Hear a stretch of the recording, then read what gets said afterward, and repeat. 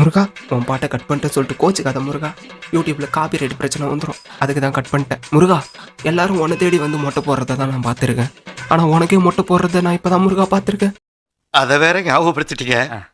நெஞ்சமெல்லாம் பொண்ணா இருக்கு தம்பி, மறக்க முடியல. ஆமாம் முருகா, உனக்கு நடந்த இந்த அநீதியை இந்த மக்கள் இடத்துல சொல்லி உனக்கான நீதியை வாங்கி தரணும் அப்படிங்கிறதுல உன் சிறு பிள்ளை நான் பேச வந்திருக்கேன் முருகா. கொஞ்சம் அருள் புரியிடா எப்பா முருகா. அப்புறம் முருகா, ஒரு மேட்ரு. நம்ம ஆல்ரெடி ஒரு 15,000 சப்ஸ்கிரைபர் வச்சுருந்து ஒரு யூடியூப் சேனலை ரன் பண்ணிட்டு இருந்தோம். நல்லா ஓஹோ அப்படின்ற லெவலில் இருந்துச்சு முருகா. ஆனால் இப்போ ஓ அப்படின்ற நிலைமையில போயிருச்சு முருகா. முடிச்சு விட்டானுங்க முருகா, முடிச்சு விட்டானுங்க. அதனால இந்த யூடியூப் சேனல்ல நான் இப்போதான் பேசவே வந்திருக்கேன். அதனால உன்னோட முதல் கண்டென்ட்டா எடுத்து வச்சு ஆரம்பிக்கிறேன்டாயப்பா முருகா. எனக்கு நீ தான் அருள் புரியணும். கொஞ்சம் கண்ணை திறடாயப்பா முருகா. நான் இப்போ என் கண்ணை திறக்கிறேன். வணக்கம் மக்களே, ஆரம்பிக்கலாமா? பழனி முருகன் கோவிலுக்கு சொந்தமான ஒரு நிலத்தை 100 கோடி ரூபாய் மதிப்புள்ள அந்த நிலத்தை வெறும் 2 கோடி ரூபாய்க்கு முறைகேடா பதிவு செய்யப்பட்டிருக்குது. இதுல சில விஷயங்கள் நடந்திருக்குது. அதை பாக்குறப்ப சில கேள்விகள்லாம் எழும்புது. அதாவது, இந்த நிலத்தை ரிஜிஸ்டர் பண்ணவே மாட்டேன்னு சொன்ன அந்த பழனியோட சப் ரிஜிஸ்டர் அன்னைக்கு லீவ்ல இருந்தப்போ வெளியே இருந்து ஒரு நாள் மட்டும் ஒரு சப் ரிஜிஸ்டர் வராரு. அவரு தான் இந்த நிலத்தை பதிவு பண்ணி கொடுத்திருக்காரு. ஒரே நாள்ல எப்படி பண்ணாங்க? அது மட்டும் இல்லாம தொடர்ந்து பல குற்றச்சாட்டுகளும் ஒரு கேள்விகளும் எழுப்பப்பட்டு வருது. என்னங்கிறத டீட்டெயிலா நம்ம பார்த்துருவோம். பழனி முருகன் கோவிலுக்கு சொந்தமான 100 கோடி ரூபாய் மதிப்பிலான நிலத்தை தனியார் நபருக்கு 2 பேருக்கு ரிஜிஸ்டர் பண்ணி கொடுத்திருக்காங்க. அந்த நிலத்தை ரிஜிஸ்டர் பண்ணி கொடுத்த சப் ரிஜிஸ்டர் உட்பட கைது செய்யப்பட்டிருக்காங்க.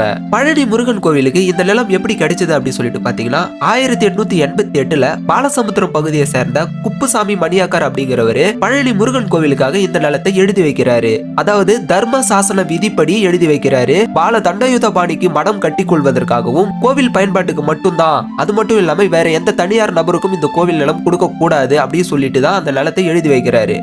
காலப்போக்கில் என்ன நடக்குதுன்னா, இந்த நிலத்தை அபகரிக்கணும்னு சொல்லிட்டு பல தனியார் ஆட்கள் பல வகையில முயற்சி பண்ணிட்டே வராங்க. இது பல வருஷங்களாவே நடந்து வந்துட்டு இருந்திருக்கு. இது தொடர்பா பலமுறை அவங்க கோர்ட் எல்லாம் போயிட்டு கேஸ் எல்லாம் கொடுத்திருக்காங்க.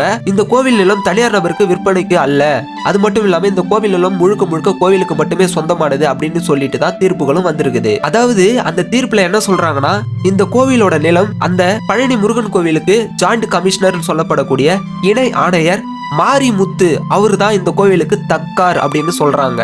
தக்கார் மீன்ஸ் அந்த கோவில் நிலத்தை இவர் மூலமா தான் தக்க வைத்துக் கொள்ள முடியும்ங்கிறது தான் அதோட அர்த்தம். ஆனால் அந்த நிலத்தை வாங்க வேண்டும் என்று ஒரு 2 பேரு கங்கணம் கட்டி சுத்திக்கிட்டே இருந்திருக்காங்க. அவங்க தான் சேதுபதியும் வெள்ளைத்துறை அப்படிங்கிற 2 நபர். ஒரு கட்டத்துல போன ஏப்ரல் மாசம் 10ஆம் தேதிக்கு ஒரு தீர்ப்பு வாங்கிட்டு வராங்க இவங்க 2 பேரு. அதாவது தனி நீதிபதி அமைச்சு அவங்க முன்னிலையில ஒரு தீர்ப்பு வாங்குறாங்க. அந்த நீதிபதி கொடுத்த ஆர்டர் என்னன்னா, கேன் பி கன்சிடர், அதாவது ஆவணங்கள் சரியாக இருந்தா நில பத்திரப்பதிவு செய்யலாம் அப்படின்னு சொல்லிட்டு ஒரு ஆர்டர் கொடுக்கறாங்க. அதை எடுத்துட்டு இவங்க வராங்க. இவங்க அந்த ஒரு தீர்ப்பை மட்டுமே கையில வச்சுக்கிட்டு முயற்சிகளை தொடர்ந்து பண்ணிட்டு இருக்காங்க. ஜூலை மாசம் 1ஆம் தேதி என்ன நடக்குதுன்னா, பழனி முருகன் கோவிலுக்கு பொறுப்பா இருக்கக்கூடிய இணை ஆணையர் ஜாயிண்ட் கமிஷனர் மாரிமுத்து அவர்கள் ஒரு கடிதத்தை சுற்றறிக்கையா மாவட்ட நிர்வாகம் ஃபுல்லாவே அனுப்புறாரு.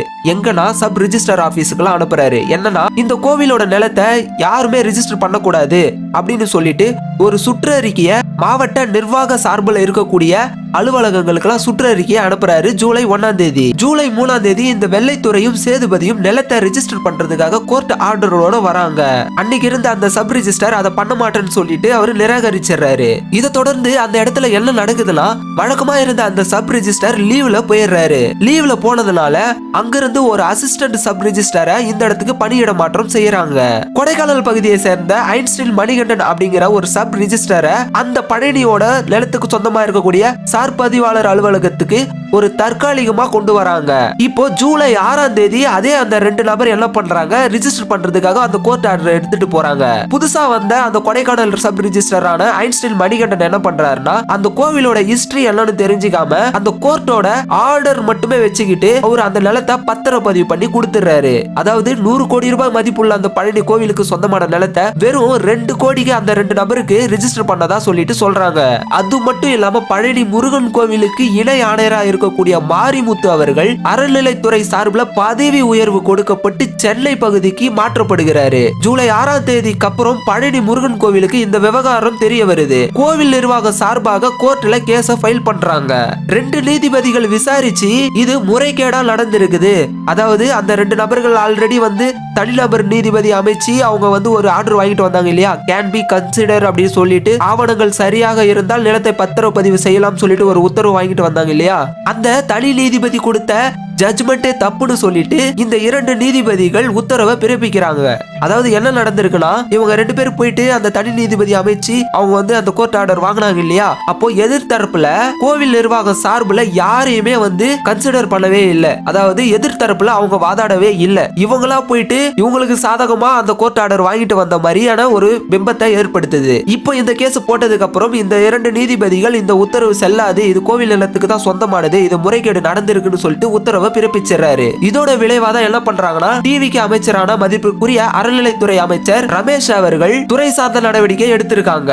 கொடைக்கானல்ல இருந்து ஒரு நாள் சப் ரெஜிஸ்டரா வந்து அதை ரெஜிஸ்டர் பண்ணி கொடுத்தாரு பாத்தீங்களா, இப்போ அவர் மேல எஃப்ஐஆர் ரெஜிஸ்டர் பண்ணிருக்காங்க. அவர்கிட்ட கேட்ட வரைக்கும் அவங்க சொன்ன தரப்பு என்னன்னா, அந்த புதுசா ஒரு நாளுக்கு வந்த அந்த சப் ரெஜிஸ்டர் நான் ஹிஸ்டரி எதுவுமே பார்க்கவே இல்லை, நான் வந்து கோர்ட் ஆர்டர் வச்சுட்டு மட்டுமே நான் ரெஜிஸ்டர் பண்ணி கொடுத்துட்டேன் அப்படின்னு ஒரு ஓரலா சொன்னதா சொல்லிட்டு டிவிகே சார்பில் சொல்லியிருக்காங்க. இதை தொடர்ந்து அடுத்த கட்ட நகர்வா இப்ப என்ன பண்ணியிருக்காங்கன்னா, சிபிசிஐடிக்கு இந்த கேஸ் மாற்றப்பட்டு இருக்கிறது. இப்ப வரைக்கும் சிபிசிஐடி விசாரணைக்கு போயிட்டு இருக்குது. இப்போ அந்த சப் ரெஜிஸ்டார் மேல கேஸ் போட்டாங்க இல்லையா, அவர் வந்து முன்ஜாமீனும் கேட்டிருக்காரு. அவருக்கு முன்ஜாமீனும் கொடுத்திருக்காங்க. அதாவது அவரை கைது பண்ணக்கூடாது, ஆனா விசாரணையை நடத்திக்கலாம் அப்படின்னு சொல்லிட்டு கோர்ட் உத்தரவும் கொடுத்திருக்காங்க. ஆனா இங்க நெட்டிசன்கள் எழுப்பக்கூடிய கேள்விகள் என்னென்ன அப்படின்னு சொல்லிட்டு பாத்தீங்கன்னா, இது திட்டமிட்டு தான் நடந்திருக்குது, இதுல முறைகேடு நடந்திருக்குது அப்படின்ற பல குற்றச்சாட்டுகளை அடுக்கிக்கிட்டே வராங்க. அதுலயும் கொஞ்சம் குறிப்பா கவனிக்க வேண்டிய விஷயம் என்னன்னா, வழக்கமா இருந்த அந்த சப் ரெஜிஸ்டர் அன்னைக்கு லீவ்ல போனதுக்கு அப்புறம் அங்கிருந்து ஒரு ஆட்கள் வந்து புதுசா வர வைக்கிறாங்க, ஒரு ஆல்டர்னேட்டா ஒரு சப் ரெஜிஸ்டரா. அன்னைக்கு வந்த ஒரே நாள்லயே அந்த நிலத்தை பத்திரவு பதிவு பண்ணிடுறாங்க. அப்போ இதுல ஏதோ ஒரு திட்டமிட்டு நடக்கப்பட்டு இருக்குதா? அது எப்படி ஒரு கோவில் நிலத்தை வந்து ஈஸியா வந்து ஒரே நாள்ல, அது புதுசா வந்தவர் ஒரே நாள்ல பண்ணியிருக்க முடியும்? அந்த ரெஜிஸ்ட்ரேஷன் ஆபீஸ்ல இருக்கிறவங்களுக்கு தெரியாதா இது பண்ணக்கூடாதுன்னு சொல்லிட்டு? அது எப்படி தெரியாம நடந்திருக்கும்? அது மட்டும் இல்லாம IAS அளவில் இருக்கக்கூடிய அதிகாரிகளுக்கு எல்லாம் இது தெரியாம நடந்திருக்குமா அப்படிங்கிற கேள்வியும் முன்வைக்கிறாங்க. கோவிலுக்கு சொந்தமா இருக்கக்கூடிய நிலம், அதுவும் அறநிலைத்துறை அமைச்சர் அவங்க எல்லாம் இருக்கக்கூடிய பார்வையில இது எப்படி ஒரு 100 கோடி ரூபாய் சொத்து வந்து எப்படி கை வச்சிருக்காங்க? இது எப்படி அறநிலைத்துறை அமைச்சர் ரமேஷ் அவர்களுக்கு தெரியாம போயிருக்கும்? தெரிஞ்சுதான் நடந்திருக்குன்ற மாதிரி பல குற்றச்சாட்டுகளை அடுக்கிக்கிட்டே போனாங்க.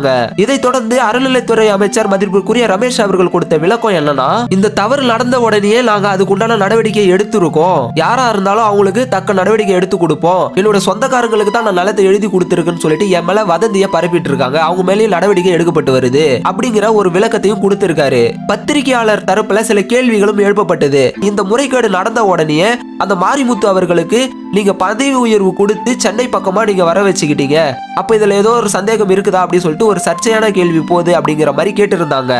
அதுக்கு அவர் கொடுத்த விளக்கம் என்னன்னா, கோவில் நிர்வாக சார்பில் இருக்கக்கூடிய ஜாயிண்ட் கமிஷனர் மாரிமுத்து அவர்கள் ஆல்ரெடி அவர் பல நாட்களா வந்து பணியிட மாற்றம் வேணும்னு சொல்லிட்டு லெட்டர் நிறைய வாட்டி போட்டிருக்காரு.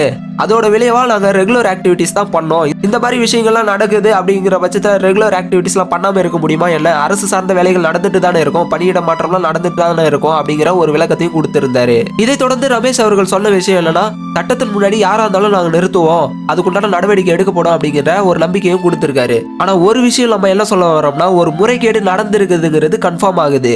ஆனா இது யாரு பண்ணா, யார் பின்னாடி இருக்கா, யார் தூண்டுதல் நடந்திருக்கு, எதிர்கட்சியா ஆளுங்கட்சியா இல்ல என்ன மாதிரி விஷயங்கள் நடந்து இருக்குதுங்கிறத நம்ம பொறுத்து இருந்து தான் பார்க்கணும். அதுக்கு முன்னாடியே ஒருத்தர் மேல பழி போறதுங்கிறது என்னை பொறுத்த வரைக்கும் சரியான விஷயமா இருக்காது. ஆனால் காண்பதும் போய் காதால் கேட்பதும் போய் தீர விசாரிப்பதே மெய். யாரு தப்பு பண்ணியிருந்தாலும் தீர விசாரிச்சு சட்ட ரீதியான நடவடிக்கை எடுத்து இவங்க தான் குற்றவாளின்னு சொல்லிட்டு கோர்ட் முடிவு பண்ற வரைக்கும் நாம யார் மேலேயும் பழி போட முடியாது. கேள்விகளும் சந்தேகங்களும் மட்டும்தான் வைக்க முடியுமே தவிர தீர்த்து இவங்க தான் தப்பு பண்ணியிருக்காங்கன்றத நம்ம சொல்ல முடியாது. பார்ப்போம் பொறுத்திருந்து பார்ப்போம். முருகன் எல்லாத்தையும் பார்த்துட்டு தான் இருக்கான். சீக்கிரம் அவங்களுக்கு வேலை கொடுத்துருவோம். பார்ப்போம். நன்றி, வணக்கம்.